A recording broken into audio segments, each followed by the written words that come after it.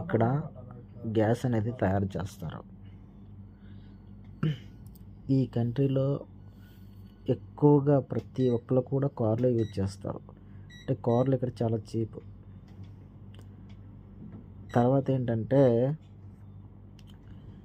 ఇక్కడ మనకి మధ్యాహ్నము తెల్లారి అంటే డైలీ ఎండ పెట్టింది అంటే వర్షం ఖచ్చితంగా పడుతుంది. డైలీ వర్షం పడుతూనే ఉంటుంది.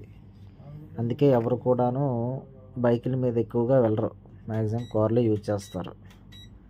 కానీ ఇక్కడ అందరూ ఫోరే. కార్లు ఉన్నంత మాత్రం రిచ్ కాదు, ఫోర్ ఎక్కువ.